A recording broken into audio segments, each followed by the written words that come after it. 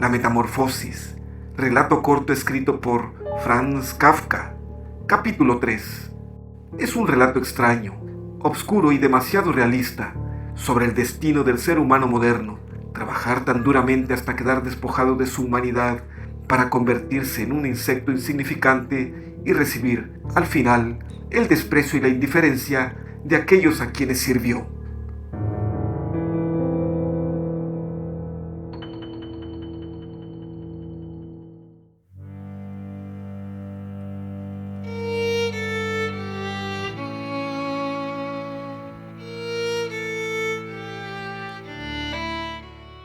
Debido a la grave herida que la manzana le causó y la cual permaneció empotrada en su carne pudriéndose allí mismo, Gregorio soportó dolores por más de un mes, ya que nadie se atrevía a retirarla y era como una prueba visible que parecía recordar, incluso al padre, que Gregorio, a pesar de su triste y repugnante forma actual, era un miembro de la familia a quien no podía tratarse como a un enemigo, sino frente al cual el deber familiar era aguantarse la repugnancia y resignarse.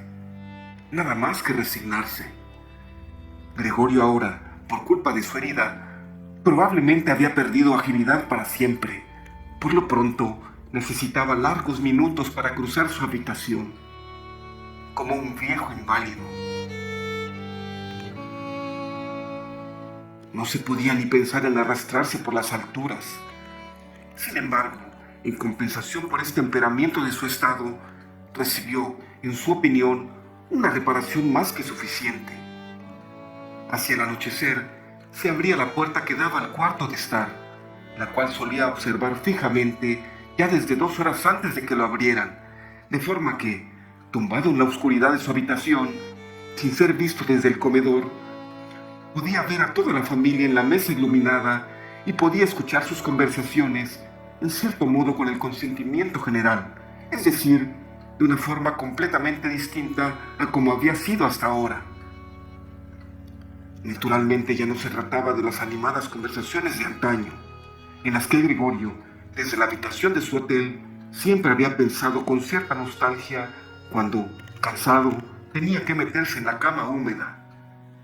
Ahora, la mayoría de las veces, transcurría el tiempo en silencio. El padre no tardaba en dormirse en la silla después de la cena, y la madre y la hermana se recomendaban mutuamente silencio. La madre, inclinada muy por debajo de la luz, cosía ropa fina para un comercio de moda. La hermana, que había aceptado un trabajo como dependienta, estudiaba por la noche estenografía y francés, para conseguir, quizá más adelante, un puesto mejor. A veces el padre se despertaba y, como si no supiera que había dormido, decía a la madre: «¿Cuánto coses hoy también?», e inmediatamente volvía a dormirse mientras la madre y la hermana se sonreían mutuamente. Por una especie de obstinación, el padre se negaba a quitarse el uniforme mientras estaba en casa, y mientras la bata colgaba inútilmente en la percha, dormitaba el padre en su asiento, completamente vestido, como si siempre estuviese preparado para el servicio e incluso en casa esperase también la voz de su superior. Como consecuencia, el uniforme, que no era nuevo ya en un principio, empezó a ensuciarse a pesar del cuidado de la madre y de la hermana. Gregorio se pasaba con frecuencia tardes enteras mirando esta brillante ropa, completamente manchada, con sus botones dorados siempre limpios, con la que el anciano dormía muy incómodo y, sin embargo, tranquilo. En cuanto el reloj daba las 10, la madre intentaba despertar al padre en voz baja y convencerle para que fuese a la cama, porque este no era un sueño auténtico, y el padre tenía necesidad de él, porque tenía que empezar a trabajar a las 6 de la mañana. Pero con la obstinación que se había apropiado de él, desde que se había convertido en ordenanza, e insistía en quedarse más tiempo en la mesa, a pesar de que, normalmente, se quedaba dormido y además, solo con grandes esfuerzos podía convencérsele de que cambiase la silla por la cama. Ya podían la madre y la hermana insistir con pequeñas amonestaciones. Durante un cuarto de hora, daba cabezadas lentamente. Mantenía los ojos cerrados y no se levantaba. La madre le tiraba del brazo, diciéndole al oído palabras cariñosas. La hermana abandonaba su trabajo para ayudar a la madre, pero esto no tenía efecto sobre el padre. Se hundía más profundamente en su silla. Solo cuando las mujeres le cogían por debajo de los hombros, abría los ojos, miraba alternativamente a la madre y a la hermana, y solía decir: ¿Qué vida es esta? Esta es la tranquilidad de mis últimos días. Y apoyado sobre las dos mujeres, quienes habían dejado apresuradamente su costura y su pluma para correr tras el padre, éste se levantaba pesadamente, como si él mismo fuese su más pesada carga. Se dejaba llevar por ellas hasta la puerta. Allí les hacía una señal de que no las necesitaba y continuaba solo, mientras que la madre y la hermana insistían en continuar ayudándolo.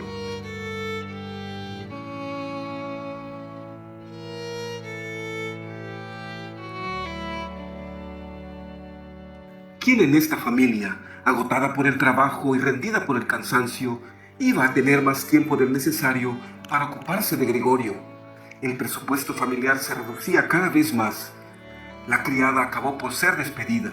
En su lugar, una sirvienta gigantesca y huesuda, con el pelo blanco y desgreñado, venía por la mañana y por la noche. Hacía el trabajo más pesado. Todo lo demás lo hacía la madre, además de su mucha costura. Ocurrió incluso el caso de que varias joyas de la familia, que la madre y la hermana habían lucido entusiasmadas en reuniones y fiestas, hubieron de ser vendidas, según se enteró Gregorio por la noche, por la conversación acerca del precio conseguido. Pero el mayor motivo de queja era que no se podía dejar esta casa, que resultaba demasiado grande en las circunstancias presentes, ya que no sabían cómo se podía trasladar a Gregorio. Pero Gregorio comprendía que no era solo la consideración hacia él lo que impedía un traslado, porque se lo hubiera podido transportar fácilmente en un cajón apropiado con un par de agujeros para el aire. No, lo que en primer lugar impedía a la familia un cambio de casa era, más que nada, la desesperación total de aceptar la idea de que habían sido azotados por una desgracia como no había igual en todo su círculo de parientes y amigos. Todo lo que el mundo exige de la gente pobre lo cumplían ellos hasta la saciedad. El padre, cuyo trabajo consistía en ir a buscar el desayuno para los humildes empleados del banco. La madre se sacrificaba por la ropa de gente extraña. La hermana, a la orden de los clientes, corría de un lado para otro detrás del mostrador. Pero las fuerzas de la familia ya no daban para más. La herida de la espalda comenzaba otra vez a dolerle a Gregorio como recién hecha, cuando la madre y la hermana, después de haber llevado al padre a la cama, regresaban. Dejaban a un lado el trabajo, se acercaban una a la otra, sentándose muy juntas. Entonces la madre, señalando hacia la habitación de Gregorio, decía: «Cierra la puerta, Greta». Y cuando Gregorio se encontraba de nuevo en la oscuridad, afuera, las mujeres confundían sus lágrimas o simplemente miraban fijamente a la mesa sin llorar. Gregorio pasaba las noches y los días casi sin dormir. A veces pensaba que la próxima vez que se abriese la puerta, él se haría cargo de los asuntos de la familia como antes. En su mente aparecieron de nuevo, después de mucho tiempo, el patrón y el encargado, los dependientes y los aprendices, el mozo de los recados tan corto de luces, 2 o 3 amigos de otros almacenes, una camarera de un hotel de provincia, un recuerdo amado y fugaz de una cajera en una tienda de sombreros a quien había hecho la corte seriamente, pero con demasiada lentitud. Todos ellos aparecían mezclados con gente extraña o ya olvidada.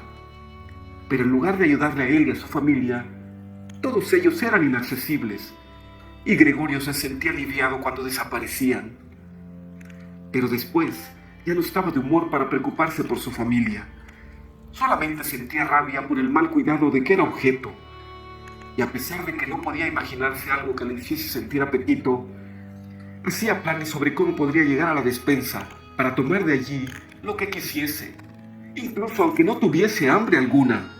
Sin pensar más en qué es lo que le podría gustar a Gregorio, la hermana, por la mañana y al mediodía, antes de marcharse a la tienda, empujaba apresuradamente con el pie cualquier comida en la habitación de Gregorio, para después recogerla por la noche con el palo de escoba, tanto si la comida había sido probada como si ni siquiera hubiera sido tocada, y este era el caso más frecuente. Recoger la habitación, cosa que ahora hacía siempre por la noche, no podía hacerse más deprisa. Franjas de suciedad se extendían por las paredes. Por todas partes había ovillos de polvo y suciedad. Al principio, cuando llegaba la hermana, Gregorio se colocaba en el rincón más significativamente sucio para, en cierto modo, hacerle reproches mediante esta posición. Pero seguramente hubiese podido permanecer allí semanas enteras sin que la hermana hubiese mejorado su actitud por ello. Ella veía la suciedad lo mismo que él, pero se había decidido a dejarla allí.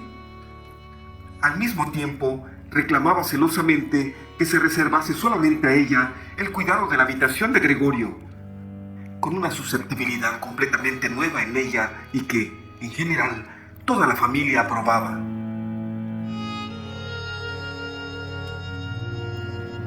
En una ocasión, la madre había sometido la habitación de Gregorio a una gran limpieza que había logrado solamente después de utilizar varios cubos de agua, cosa que se agradecía. Sin embargo, la humedad también molestaba a Gregorio, que yacía extendido, amargado e inmóvil sobre el sillón. Pero el castigo a la madre no se hizo esperar, porque apenas la hermana había notado por la tarde el cambio en la habitación de Gregorio, cuando, herida en lo más profundo de sus sentimientos, corrió al cuarto de estar y, a pesar de que la madre suplicaba con las manos levantadas a disculparse, ella rompió en un mar de lágrimas. Con un brinco el padre despertó sobresaltado de su butaca. Y ambos al principio observaban asombrados y sin poder hacer nada, hasta que también ellos comenzaron a sentirse conmovidos. El padre, por un lado, reprochaba a la madre que no hubiese dejado el cuidado de la hermana a la limpieza de la habitación de Gregorio. Y por otro lado, Greta decía a gritos que ya nunca más volvería a limpiar la habitación de Gregorio. Mientras que la madre intentaba llevar al dormitorio al padre, que no podía más de irritación, la hermana, sacudida por los sollozos, golpeaba la mesa con sus pequeños puños y Gregorio silbaba de pura rabia porque a nadie se le ocurría cerrar la puerta para ahorrarle este espectáculo y este ruido. Pero incluso si la hermana, agotada por su trabajo, estaba ya harta de cuidar a Gregorio como antes, tampoco la madre tenía que sustituirla y no era necesario que Gregorio hubiese sido abandonado, porque para eso estaba la sirvienta. Esa vieja viuda, que en su larga vida debía haber superado lo peor con ayuda de su fuerte constitución, no sentía repugnancia alguna por Gregorio. Sin sentir verdadera curiosidad, una vez había abierto por casualidad la puerta de la habitación de Gregorio y al verle, se quedó parada, asombrada con los brazos cruzados, ¡Un bicharraco! mientras este, sorprendido y a pesar de que nadie le perseguía, comenzó a correr de un lado para otro. Desde entonces ella no perdía la oportunidad de abrir un poco la puerta por la mañana y por la tarde para echar un vistazo a la habitación de Gregorio.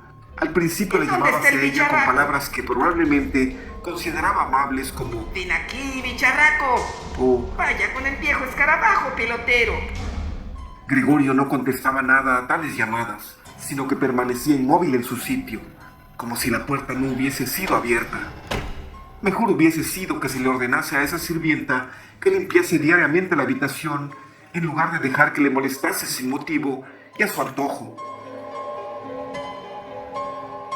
Una vez, por la mañana temprano, una intensa lluvia golpeaba los cristales, quizá como signo de la primavera que ya se acercaba. Cuando la sirvienta empezó otra vez con sus improperios, Gregorio se enfureció tanto que se dio vuelta hacia ella como para atacarla, pero de forma lenta y débil.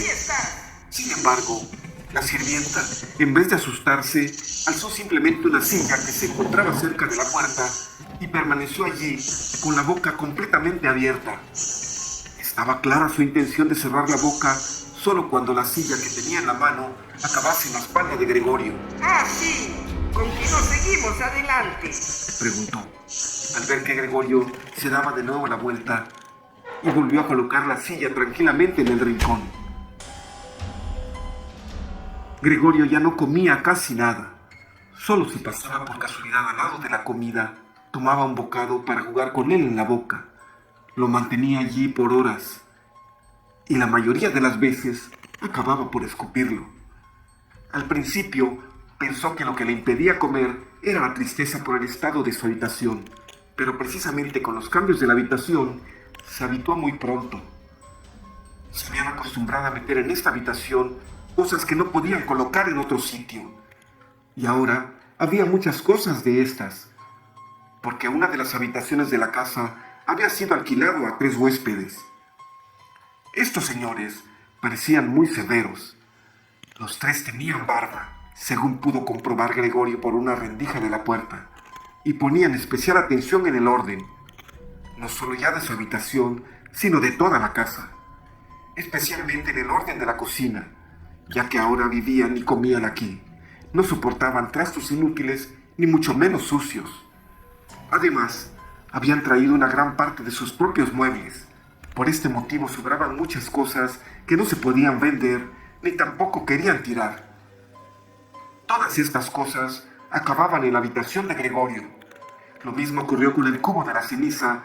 Por suerte, Gregorio solo veía, la mayoría de las veces, el objeto correspondiente y la mano que lo sujetaba. La sirvienta tenía, quizá, la intención de recoger de nuevo las cosas cuando hubiese tiempo y oportunidad, o quizá tirarlas todas de una vez, pero lo cierto es que todas se quedaban tiradas en el mismo lugar en que habían caído al arrojarlas. A no ser que Gregorio las moviese al intentar caminar en la habitación por entre los trastos. Al principio obligado a ello porque no había sitio libre para arrastrarse, pero después lo hacía para ordenarla un poco, a pesar de que después de tales esfuerzos acababa mortalmente agotado y triste, permaneciendo inmóvil durante horas enteras.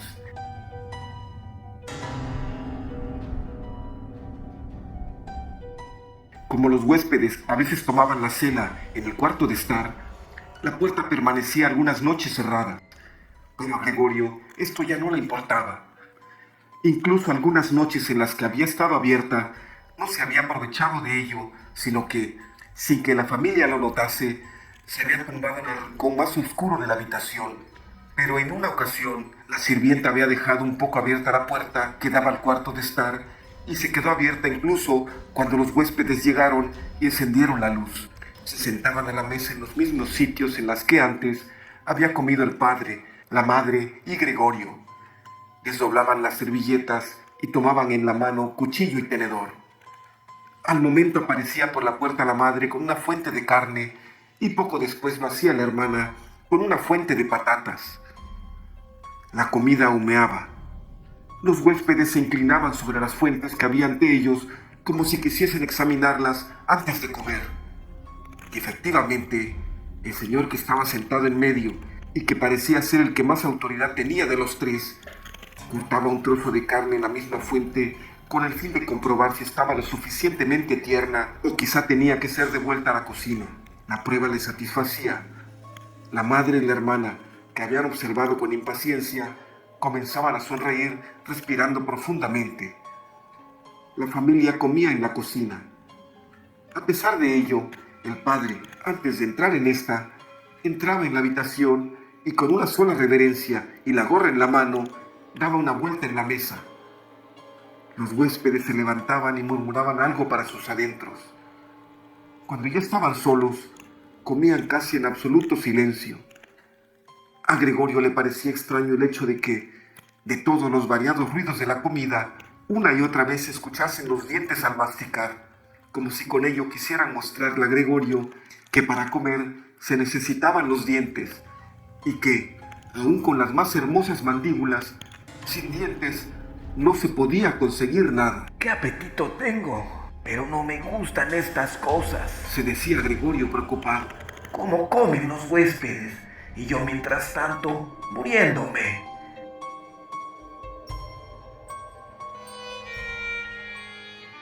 Precisamente aquella noche se escuchó el violín. Gregorio no se acordaba de haberlo oído en mucho tiempo. Los huéspedes ya habían terminado de cenar. El de en medio había sacado un periódico. Le había dado una hoja a cada uno de los otros 2 y los 3 fumaban y leían echados hacia atrás. Cuando el violín comenzó a sonar, escucharon con atención. Se levantaron de puntillas.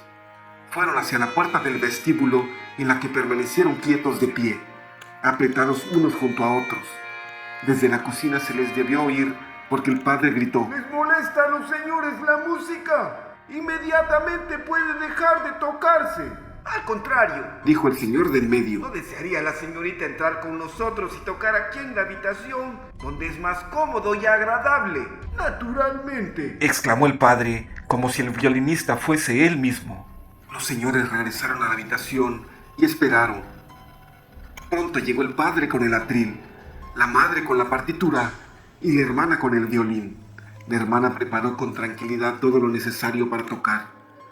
Los padres, que nunca antes habían alquilado habitaciones y por ello exageraban la amabilidad con los huéspedes, no se atrevían a sentarse en sus propias sillas.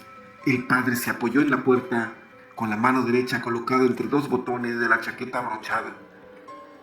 A la madre le fue ofrecida una silla por uno de los señores, y como la dejó en el lugar en el que, por casualidad, la había colocado el señor, allí permanecía sentada en un rincón apartado. La hermana empezó a tocar. El padre y la madre, cada uno desde su lugar, seguían con atención los movimientos de sus manos. Gregorio, atraído por la música, había avanzado un poco hacia adelante y ya tenía la cabeza en el cuarto de estar. Ya no se sorprendía que en los últimos tiempos no tenía consideración con los demás. Antes estaba orgulloso de tener esa consideración. Ahora más que nunca hubiese tenido mayor motivo para esconderse, porque, como consecuencia del polvo que reinaba en su habitación y que volaba por todas partes al menor movimiento, él mismo estaba también lleno de polvo. Sobre su espalda y sus costados arrastraba consigo por todas partes hilos, pelos, restos de comida. Su indiferencia hacia todo era tan grande que no se tomó la molestia de tumbarse sobre su espalda y restregarse contra la alfombra, tal como lo hacía antes varias veces al día.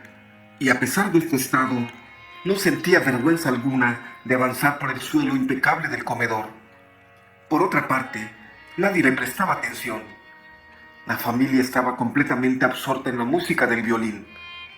Por el contrario, los huéspedes, que al principio con las manos en los bolsillos se habían colocado demasiado cerca detrás del atril de la hermana, de forma que podrían haber leído la partitura, lo cual sin duda tenía que estorbar a la hermana.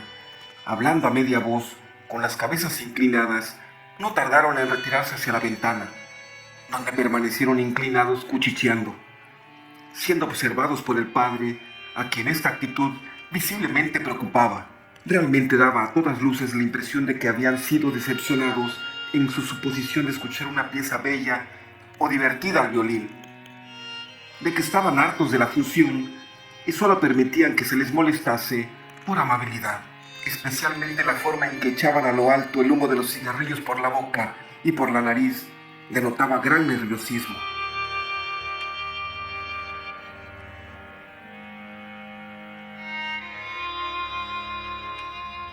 Y sin embargo, la hermana tocaba tan bien, su rostro estaba inclinado hacia un lado, atenta y tristemente seguían sus ojos las notas del pentagrama.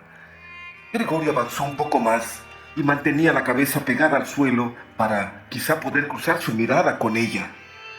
¿Podría él ser un simple insecto si la música lo conmovía de esa manera? Le parecía como si la música demostrase el camino hacia un alimento desconocido, ardientemente anhelado. Estaba decidido a acercarse hasta la hermana, tirarle de la falda y darle así a entender que ella podría entrar con su violín en su habitación porque nadie podía recompensar su música como él quería hacerlo. No quería dejarla salir nunca de su habitación, al menos mientras él viviese. Su horrible forma le sería útil por primera vez. Quería estar a la vez en todas las puertas de su habitación y espantar a los intrusos, pero era preciso que la hermana permaneciese junto a él, no por la fuerza, sino por su propia voluntad.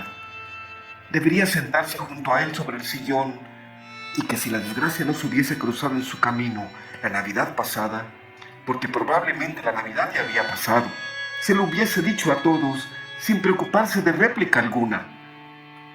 Después de esta confesión, la hermana estallaría en lágrimas de emoción y Gregorio se levantaría hasta su hombro y le daría un beso en el cuello, que desde que iba a la tienda llevaba siempre desnudo, sin cintas ni adornos.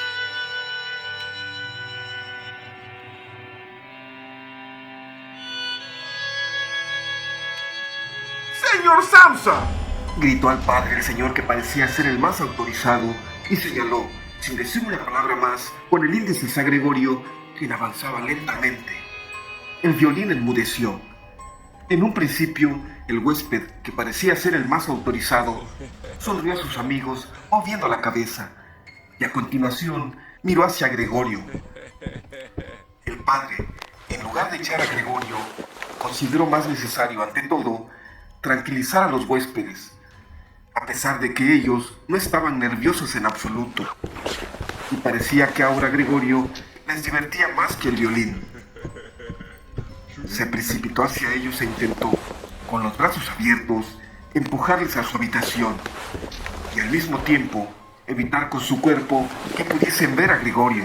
Ciertamente se enfadaron un poco. No se sabía si por el comportamiento del padre o porque ahora se empezaban a dar cuenta de que, sin sospecharlo, habían convivido con un ser tan repugnante. Exigían al padre explicaciones, levantaban los brazos, se tiraban intranquilos de la barba y muy lentamente retrocedían hacia su habitación. Entretanto, la hermana había superado el desconcierto en que había caído después de interrumpir su música de una forma tan repentina. Había resonado de pronto, después de que durante unos momentos había sostenido en las manos caídas con indolencia el violín y el arco, y había seguido mirando la partitura como si todavía tocase. Había colocado el instrumento en el regazo de la madre, que todavía seguía sentada en su silla con dificultades para respirar y agitando violentamente los pulmones, y había corrido hacia la habitación de al lado, a la que los huéspedes se acercaban cada vez más deprisa ante la insistencia del padre. ¡No es posible! Se veía cómo, gracias a las diestras manos de la hermana, las mantas y almohadas de la cama volaban hacia lo alto y se ordenaban. Antes de que los señores hubiesen llegado a la habitación, había terminado de prepararle las camas y se había escabullido hacia afuera. El padre parecía estar hasta tal punto dominado por su obstinación que olvidó todo el respeto que ciertamente debía a sus huéspedes. Solo les empujaba y les empujaba hasta que, ante la puerta de la habitación, el señor, que parecía ser el más autorizado de los tres, dio una patada tronadora contra el suelo y así detuvo al padre. ¡Participa ustedes! Dijo levantando la mano y buscando con su mirada también a la madre y a la hermana. Que teniendo en cuenta las repugnantes circunstancias que reinan en esta casa y en esta familia, En este punto escupió decididamente sobre el suelo. en este preciso instante me despido. Por los días que he vivido aquí, naturalmente no pagaré lo más mínimo. Por el contrario, pensaré si procedo contra ustedes con algunas reclamaciones muy fáciles de justificar. Créanme. Cayó y miró en torno suyo como si esperase algo. En efecto, sus dos amigos corroboraron al punto lo dicho, añadiendo por su cuenta. También nosotros nos despedimos al A instante. continuación, agarró el picaporte y cerró la puerta de un portazo. El padre, con paso vacilante, tanteando con las manos, se dirigía hacia su butaca y se dejó caer en ella. Parecía como si se preparase para su acostumbrada siestecita nocturna, pero la profunda inclinación de su cabeza, abatida como si nada la sostuviese, mostraba que de ninguna manera dormía. Gregorio yacía todo el tiempo inmóvil, en el mismo sitio que le habían descubierto los huéspedes. La decepción por el fracaso de sus planes, pero también la debilidad causada por el hambre que pasaba, le impedían moverse. Temía, con cierto fundamento, que dentro de unos momentos se desencadenase sobre él una tormenta general, y esperaba. Ni siquiera se sobresaltó por el ruido del violín que, por entre los temblorosos dedos de la madre, se cayó de su regazo y produjo un sonido retumbante. Queridos padres, Dijo la hermana, y como introducción dio un golpe sobre la mesa. esto no puede seguir así. Si ustedes no lo comprenden, yo sí me doy cuenta. No quiero ante este monstruo pronunciar el nombre de mi hermano. Y por eso solamente digo, tenemos que intentar quitárnoslo de encima. Hemos hecho todo lo humanamente posible por cuidarlo y aceptarlo. Creo que nadie puede hacernos el menor reproche. Tienes razón una y mil veces. Dijo el padre para sus adentros. La madre, que aún no tenía suficiente aire, comenzó a toser sordamente sobre la mano que tenía ante la boca, con una expresión de enajenación en los ojos. La hermana corrió hacia la madre y le sujetó la frente. El padre parecía estar enfrascado en determinados pensamientos. Gracias a las palabras de la hermana, se había sentado más derecho. Jugueteaba con su gorra por entre los platos que desde la cena de los huéspedes seguían en la mesa y miraba de vez en cuando a Gregorio, quien permanecía en silencio. Tenemos que intentar quitárnoslo de encima. Dijo entonces la hermana, dirigiéndose solo al padre, porque la madre, con su tos, no oía nada. Los va a matar a los dos. Ya lo veo venir. Cuando hay que trabajar tan duramente como lo hacemos nosotros, no se puede. No puedo más. Además, soportar en casa este tormento sin fin. Yo tampoco puedo más. Y rompió a llorar de una forma tan violenta que sus lágrimas caían sobre el rostro de la madre, la cual la secaba mecánicamente con las manos. Pero hija, Dijo el padre compasivo y con sorprendente comprensión. ¿qué podemos hacer? Pero la hermana solo se encogió de hombros como signo de la perplejidad que, mientras lloraba, se había apropiado de ella, en contraste con su seguridad anterior. Si él nos entendiese. Dijo el padre en tono medio interrogante. La hermana, en su llanto, movió violentamente la mano como señal de que no se podía ni pensar en ello. Si él nos entendiese. Repitió el padre y cerrando los ojos hizo suya la convicción de la hermana acerca de la imposibilidad de ello. Entonces sería posible llegar a un acuerdo con él. Pero así... Tiene que irse. Exclamó la hermana. Es la única posibilidad, padre. Solo tienes que desechar la idea de que se trata de Gregorio. El haberlo creído durante tanto tiempo ha sido nuestra auténtica desgracia.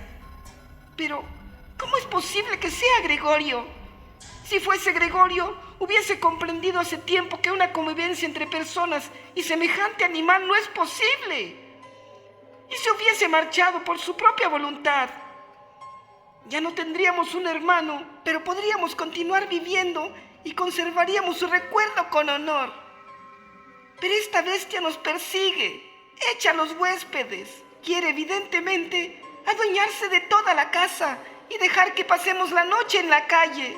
Mira, padre, ya empieza otra vez. Y con un miedo completamente incomprensible para Gregorio, la hermana abandonó incluso a la madre, que arrojó literalmente de su silla, como si prefiriese sacrificar a la madre antes que permanecer cerca de Gregorio, y se precipitó detrás del padre que, principalmente irritado por su comportamiento, se puso también en pie y levantó los brazos a media altura por delante de la hermana para protegerla.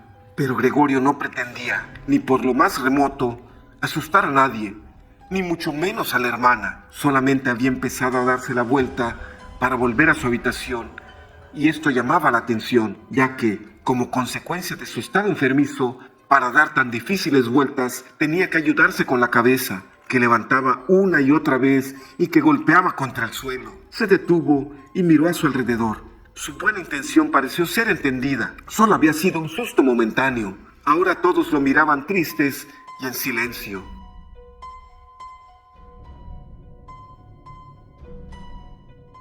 La madre yacía en su silla con las piernas extendidas y apretadas una contra otra.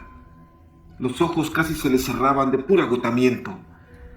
El padre y la hermana estaban sentados uno junto a otro y la hermana había colocado su brazo alrededor del cuello del padre. Quizá pueda darme la vuelta ahora, Pensó Gregorio y empezó de nuevo su penoso esfuerzo. No podía contener los resuellos por la fatiga y de vez en cuando tenía que descansar. Por lo demás, nadie le apremiaba. Se le dejaba hacer lo que quisiera. Cuando hubo dado la vuelta del todo, comenzó enseguida a regresar en línea recta. Se asombró de la gran distancia que lo separaba de su habitación y no comprendía cómo, con su debilidad, hacía un momento había recorrido el mismo camino sin notarlo. Concentrándose constantemente en avanzar con rapidez, apenas se dio cuenta de que ningún miembro de la familia le asusaba con gritos o exclamaciones. Cuando ya estaba en la puerta, volvió la cabeza, no por completo, porque sentía un dolor en el cuello que se le ponía rígido, pero sí vio aún que tras de él nada había cambiado. Solo la hermana se había levantado. Su última mirada acarició a la madre que, por fin, se había quedado profundamente dormida. Apenas entró en su habitación, Bruscamente se cerró la puerta y echaron la llave. Gregorio se asustó tanto del repentino ruido producido detrás de él que las patitas se le doblaron. Era la hermana quien se había apresurado tanto, había permanecido en pie allí y había esperado. Con ligereza había saltado hacia adelante para encerrarlo. Gregorio ni siquiera la había oído venir. ¡Por fin! Gritó a los padres mientras echaba la llave.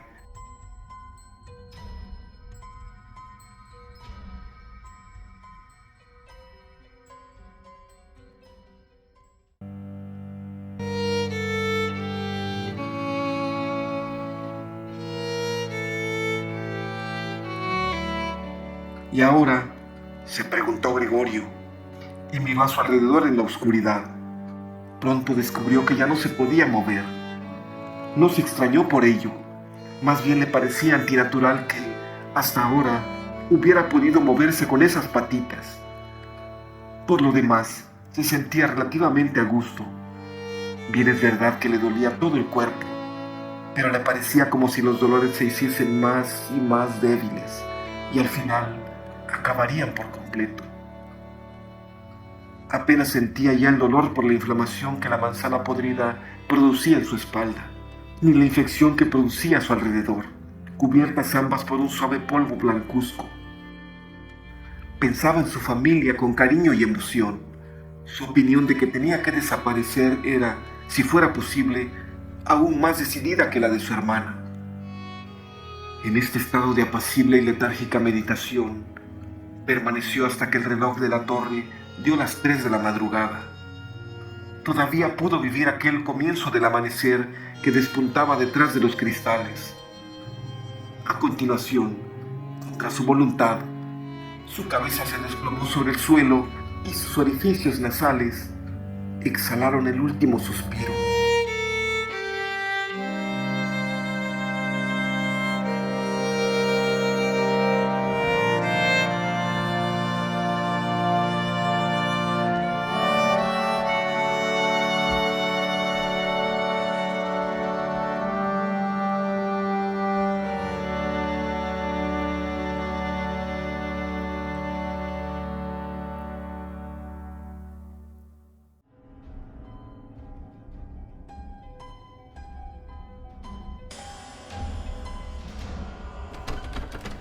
Cuando por la mañana temprano llegó la sirvienta, como siempre apresurada, haciendo ruido y dando tales portazos que, aunque repetidas veces se le había pedido que procurase evitarlo, desde el momento de su llegada era ya imposible concebir el sueño en toda la casa. En su acostumbrada y breve visita a la habitación de Gregorio, nada le llamó al principio la atención. Pensaba que estaba allí tumbado tan inmóvil a propósito y se hacía el ofendido. Le creía capaz de tener todo el entendimiento posible. Como tenía por casualidad la larga escoba en la mano, intentó con ella hacer cosquillas a Gregorio desde la puerta. Al no conseguir nada con ello, se enfadó y pinchó a Gregorio ligeramente. Y solo cuando, sin que él opusiese resistencia, le había movido de su sitio, le prestó atención. Cuando se dio cuenta de las verdaderas circunstancias, abrió mucho los ojos. Silbó para sus adentros, pero no se entretuvo mucho tiempo, sino que abrió de par en par las puertas del dormitorio y exclamó en voz alta hacia la oscuridad: ¡Fíjense! ¡Está muerto! ¡Ahí está! ¡Ha reventado del todo! El matrimonio Samsa estaba sentado en la cama e intentaba sobreponerse del susto de la sirvienta antes de llegar a comprender su aviso. Pero después, el señor y la señora Samsa, cada uno por su lado, se bajaron rápidamente de la cama. El señor Samsa se echó la colcha por los hombros. La señora Samsa apareció en camisón. Así entraron en la habitación de Gregorio. Entretanto, también se había abierto la puerta del cuarto de estar, en donde dormía Greta desde la llegada de los huéspedes. Estaba completamente vestida, como si no hubiese dormido. Su rostro pálido parecía probarlo. ¿Muerto? Dijo la señora Samsa, y levantó los ojos con gesto interrogante hacia la sirvienta, a pesar de que ella misma podía comprobarlo e incluso podía darse cuenta de ello sin necesidad de comprobarlo. Digo, ya lo creo. Dijo la sirvienta, y como prueba, empujó el cadáver de Gregorio con la escoba un buen trecho hacia un lado. La señora Samsa hizo un movimiento como si quisiera detener la escoba, pero no lo hizo. Bueno, Dijo el señor Samsa. ahora podemos dar gracias a Dios. Se santiguó y las tres mujeres siguieron su ejemplo. Greta, que no apartaba los ojos del cadáver, dijo: Miren qué flaco estaba. Ya hacía mucho tiempo que no comía nada. Las comidas salían tal como entraban. Efectivamente, el cuerpo de Gregorio estaba completamente plano y seco. Solo se daban realmente cuenta de ello ahora que ya no le levantaban sus patitas y ninguna otra cosa distraía la mirada. Greta, ven un momento a nuestra habitación, Dijo la señora Samsa con una sonrisa melancólica. Y Greta, sin dejar de volverse a ver el cadáver, fue al dormitorio detrás de los padres. La sirvienta cerró la puerta y abrió del todo la ventana. A pesar de lo temprano de la mañana, ya había una cierta tibieza mezclada con el aire fresco. Ya era finales de marzo. Los tres huéspedes salieron de su habitación y miraron asombrados a su alrededor en busca de su desayuno. Se habían olvidado de ellos. ¿Dónde está el desayuno? Preguntó a la sirvienta de mal humor el señor que parecía el más autorizado de los tres. Pero ésta se colocó el dedo índice en la boca e hizo a los señores silenciosamente autoritarias señales con la mano para que fuesen a la habitación de Gregorio. Así pues, fueron a la habitación de Gregorio, ya totalmente iluminada, y permanecieron de pie alrededor del cadáver, con las manos en los bolsillos en sus chaquetas algo desgastadas. Entonces se abrió la puerta del dormitorio y el señor Samsa apareció vestido con su chaqueta, de un brazo su mujer y del otro su hija. Todos estaban un poco llorosos. A veces Greta apoyaba su rostro en el brazo del padre. ¡Salgan ustedes de mi casa inmediatamente! Dijo el señor Samsa y señaló la puerta sin soltar a las ¿Qué mujeres. pretende dar a entender con eso? Preguntó el más autorizado de los señores, algo desconcertado y sonriendo con cierta hipocresía. Los otros dos tenían las manos en la espalda y se las frotaban constantemente una contra otra, como si esperasen con alegría una gran pelea que tenía que resultarles favorable. Quiero decir exactamente lo que digo. Contestó el señor Samsa, dirigiéndose con sus acompañantes en una sola línea hacia el huésped. Al principio este se quedó allí en silencio y miró hacia el suelo, cual si sus pensamientos se fuesen organizando en una nueva disposición en su cabeza. Pues entonces, ¿nos vamos? Dijo después, y levantó los ojos hacia el señor Samsa como si, en un repentino ataque de humildad, le pidiese incluso permiso para tomar esta decisión. El señor Samsa solamente asintió con la cabeza, breve y afirmativamente, con los ojos muy abiertos. A continuación, el huésped se dirigió a grandes pasos hacia el vestíbulo. Sus dos amigos llevaban ya un rato escuchando sin frotarse las manos, y ahora daban verdaderos brincos tras de él, como si tuviesen miedo de que el señor Samsa entrase antes que ellos en el vestíbulo e impidiese el contacto con su guía. Ya en el vestíbulo, los tres cogieron sus sombreros y gabanes del perchero, sacaron sus respectivos bastones del paragüero, hicieron una reverencia en silencio y salieron de la casa. Con una desconfianza completamente infundada, como se demostraría después, el señor Samsa salió con las dos mujeres al rellano. Apoyados sobre la barandilla, veían cómo los tres, lenta pero constantemente, bajaban las escaleras. En cada piso desaparecían tras un determinado recodo y volvían a aparecer a los pocos instantes. Cuanto más abajo estaban, tanto más interés perdía la familia Samsa por ellos. Y cuando un oficial carnicero, con la carga en la cabeza en una posición orgullosa, se les acercó de frente y luego, cruzándose con ellos, siguió subiendo, el señor Samsa abandonó la barandilla con las dos mujeres y todos regresaron aliviados a su casa. Decidieron utilizar aquel día para descansar e ir de paseo. No solamente se había ganado esta pausa en el trabajo, sino que incluso la necesitaban a toda costa. Así pues, se sentaron a la mesa y escribieron 3 justificantes.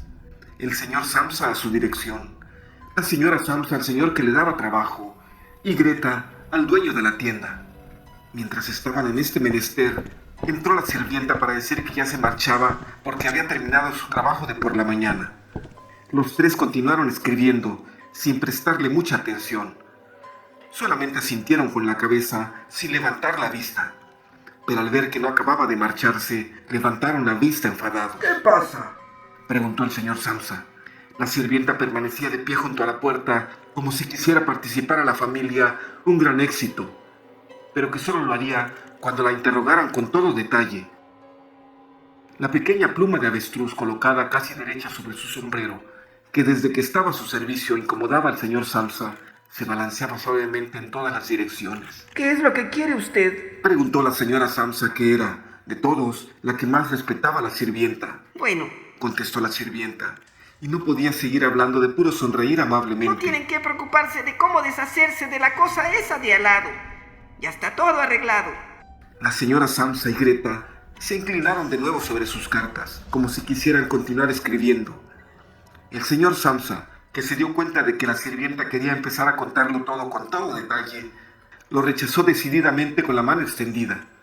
Como no podía contar nada, recordó la gran prisa que tenía, gritó visiblemente ofendida. ¡Adiós a todos! Se dio vuelta con rabia y abandonó la casa con un portazo tremendo. Esta noche la despido. Dijo el señor Samsa, pero no recibió una respuesta ni de su mujer ni de su hija, porque la sirvienta parecía haber turbado la tranquilidad apenas recién conseguida. Se levantaron, fueron hacia la ventana y permanecieron allí abrazadas. El señor Samsa se dio vuelta en su silla hacia ellas y las observó en silencio un momento. Luego las llamó. Vamos, vengan. Olviden de una vez las cosas pasadas y tengan un poco de consideración conmigo. Las mujeres lo obedecieron enseguida. Corrieron hacia él, lo acariciaron y terminaron rápidamente sus cartas. Después, los tres abandonaron la casa juntos, cosa que no habían hecho desde hacía meses.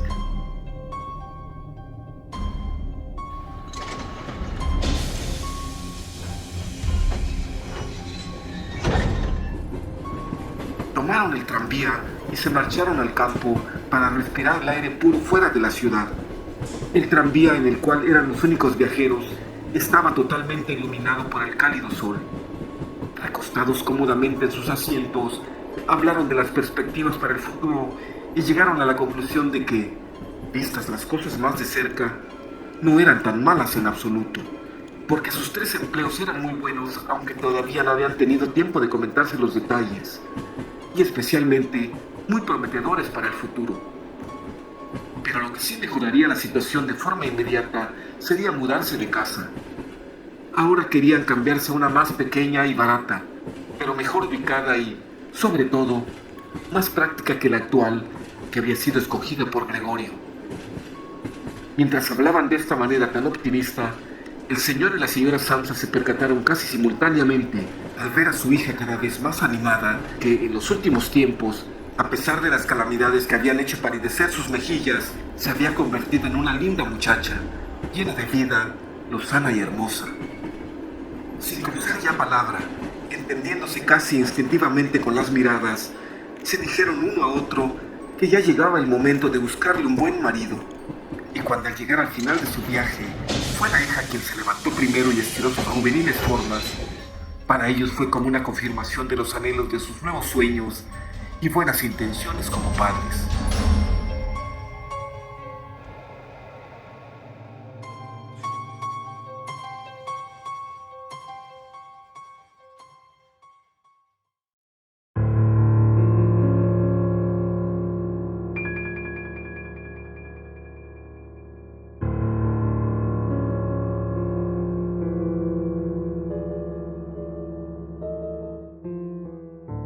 Esta obra de la corriente de pensamiento existencialista, donde Arthur Schopenhauer, Jean-Paul Sartre, Friedrich Nietzsche son, entre otros, sus principales exponentes, y que sostiene que la humanidad es gobernada por la angustia, por la incapacidad de ser genuinamente empática con los demás seres humanos y por ser individuos cada vez más individualistas. En esta obra, estos antivalores están presentes y son los que la hacen universal. Y a pesar de que ha transcurrido más de un siglo desde su publicación, mantiene su vigencia en un mundo donde todavía persiste la discriminación, la desigualdad y la deshumanización. El hombre de estos tiempos necesita una metamorfosis que lo haga verdaderamente humano para tener la posibilidad de un mundo mejor.